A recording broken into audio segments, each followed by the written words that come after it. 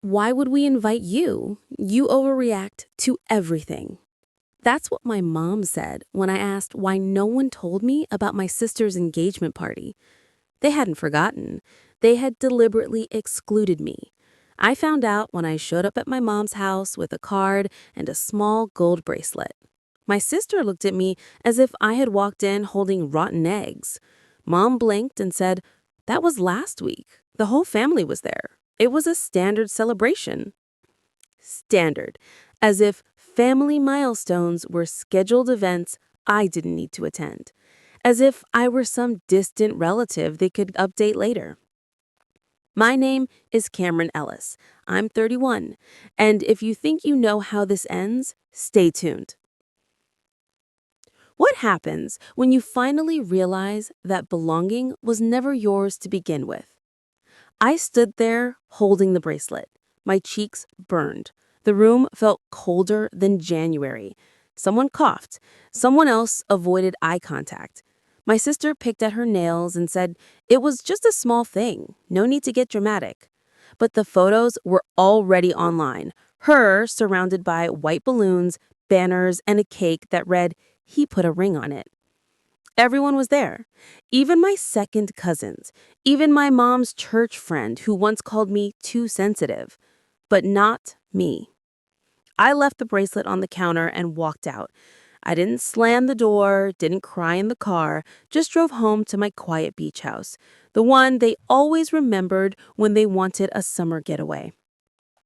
A month later, my phone buzzed. A message from Mom. "Beach house free this weekend? Everyone wants a break? Let me know, sweetie." I stared at the screen. And finally, I knew what I'd say. I didn't answer right away, not because I was conflicted, but because I wanted them to feel the silence they had once served me. 3 hours later, I replied. "It was available last month. The whole beach was there. It was a standard weekend." No emoji, no warmth, just their own coldness reflected back. Mom responded almost instantly. "What does that mean?" I didn't reply. Instead, I set my phone down and walked outside. The ocean was calm, waves curling like quiet applause. My solitude had become sacred.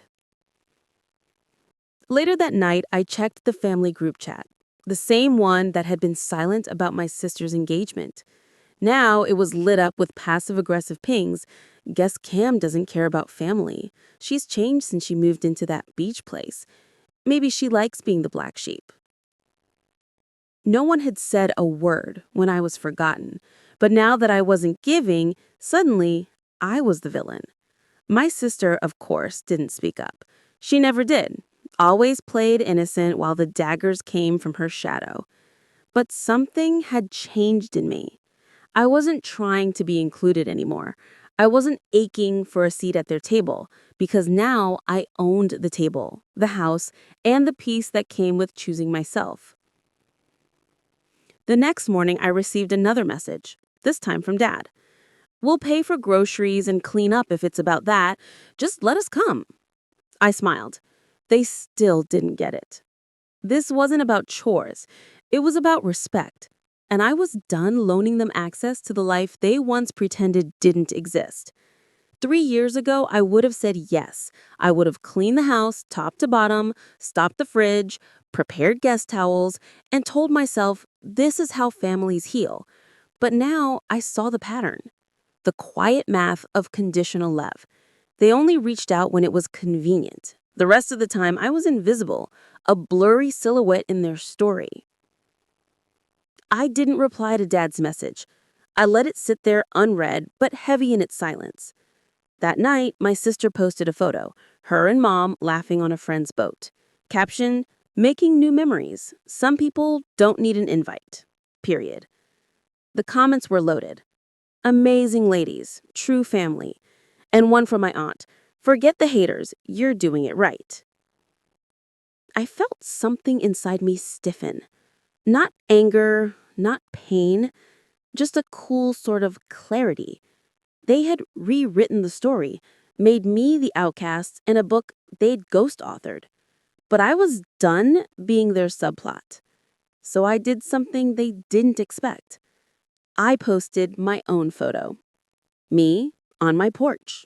Sunlight on my face, a wine glass in hand. Caption: It's peaceful when you stop begging to be loved the wrong way. It went viral within the family. Within 5 minutes, I had 4 missed calls, one from dad, one from my sister, and 2 from unknown numbers I knew were relatives. I didn't answer any of them. I wasn't trying to make a statement. I was simply living without the weight of needing their applause. The next morning, I woke up to a voice message from Mom. She never leaves voice messages, but there it was. 52 seconds of forced cheer and tight-lipped panic. "Hi, sweetheart. I think we should talk. Your sister's post was immature. You know how she is. I didn't even know she was going to post that. Anyway, your dad's feeling under the weather and the beach air always helps him sleep. Let's not turn this into something bigger than it is. Love you." I replayed it twice. Each time I could hear the desperation buried under her fake warmth. She wasn't sorry. She was scared. Scared they were losing their grip. Scared that I'd stopped playing the quiet, useful daughter. Scared I'd found peace they couldn't manipulate. I didn't reply. Instead, I forwarded the message to my lawyer, the one who helped me put the beach house entirely under my name the day after my husband passed. She responded within minutes. "Still secure. No loopholes, no rights of access unless explicitly granted. You're untouchable." I stared at that message for a long time. Untouchable. It didn't mean invincible. It meant I was finally out of reach from their guilt, their cycles, their rewrite of who I was. By noon, I got a new message, this one from my sister. "I saw your post. You really want people thinking we abandoned you? That's low." I didn't flinch because they hadn't abandoned me. They'd never even seen me. I was the one who grew up in their house, but never in their hearts.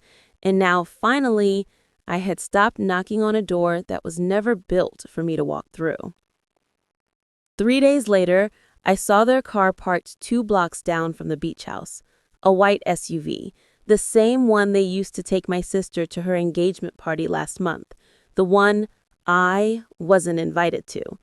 Now it sat quietly, engine off, but I could see 2 silhouettes inside, waiting, watching. I didn't go out. Instead, I watered the front plants, sipped my tea, and let the ocean breeze wrap around my quiet. I had no interest in confrontation, only consistency. They had taught me silence was compliance, but now I knew silence could also be freedom, especially when paired with boundaries. At sunset, they finally knocked. I opened the door halfway, let it rest against my hip, arms folded. Mom smiled like we were actresses rehearsing warmth. "We were just in the area. Thought we'd say hi." I tilted my head. 3 hours from your house, just in the area? Her smile cracked. Dad cleared his throat. "Your sister's upset. Says you've been cold. That post hurt her." "The post where I was sitting alone with the wine glass? That hurt her?" They didn't answer. I stepped out and closed the door behind me. "You came here hoping I'd make you feel better about what you did?" I pointed toward the window where my daughter stood watching us. "She's the reason I stopped begging. One day, I want her to know what self-respect looks like." They followed my gaze. The glass, the girl, the legacy. "Please," Mom whispered, "don't do this." I smiled gently. "I'm not doing anything. I'm just not pretending anymore." They didn't leave right away. They sat in the car outside for almost an hour, hoping I'd cave. But I didn't. Instead, I lit candles, played jazz in the kitchen, and let the house feel like mine again, not a borrowed space haunted by generational guilt. When I checked my phone, there was a new message from my sister. "Mom's crying. You win. Happy now?" I didn't reply because this was never about winning. It was about ending a game I never agreed to play. The next day, I received an email, not from them, but from an old family friend, Aunt Jo.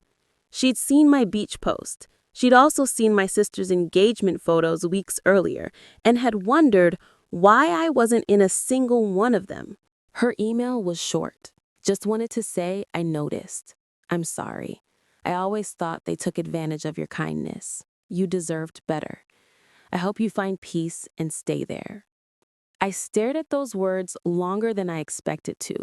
They landed like a soft thud inside my chest. Not validation, just someone quietly noticing. For the first time in years, I didn't feel invisible. Later that night, I posted another photo. The beach behind me, my daughter laughing in the background. No caption, just peace. Within an hour, comments flooded in from extended relatives. One wrote, "Didn't even know you were left out of the engagement. That's terrible." Another, "You always bought class to family events. Their loss." Each message chipped away at the lie my family had curated, that I was forgettable, replaceable. But now, in silence, with no drama, the truth was surfacing. By the weekend, the silence on their end turned to noise. A group text appeared. "Family means forgiveness. You're taking things too far." "Dad, your behavior is selfish." "Sister, you're making everything about you." Another, so dramatic. "You weren't technically excluded. You just weren't needed." I stared at the screen, thumb hovering, not at what they said, but at how familiar it felt. This was the old script: guilt, gaslight, guilt again, dress it in family words, and hope I play my part. But I'd burned that script weeks ago. So instead, I screenshotted the messages and archived them.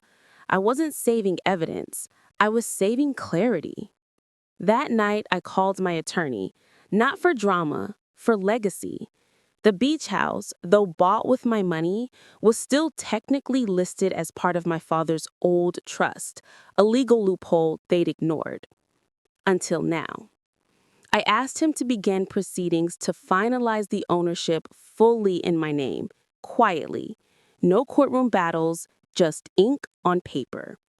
And when the title arrived in the mail 2 weeks later, I framed it, not out of pride, but as a reminder that peace is not a gift. It's a choice you fight for, inch by inch. Later, I printed a second copy and mailed it to my parents. No note, no explanation, just the title, my name on it. Let them feel it. My daughter watched me seal the envelope. "Will they be mad?" she asked. I knelt down and kissed her forehead. Probably. But mad means they noticed, and noticing is the first step to change. She nodded. "Will they change?" I smiled. "That part's not up to us." A month later, I received a postcard in the mail. No envelope, just handwriting I hadn't seen in years. My father's. Saw the deed, understood loud and clear. Hope the waves are still kind to you. No apology, no ownership, but strangely, it didn't sting because I'd stopped waiting for that kind of love from people who couldn't even love themselves. I walked outside and sat on the porch steps. The ocean was whispering again, not in rage this time, but in rhythm, like it had been waiting for me to quiet down long enough to hear it. My daughter joined me, resting her head on my shoulder. She didn't ask questions. She didn't need to. We were rewriting a story, not for revenge, but for remembrance. So she would grow up knowing silence can be power, distance can be love, and protecting your peace isn't selfish, it's sacred. That evening, I packed away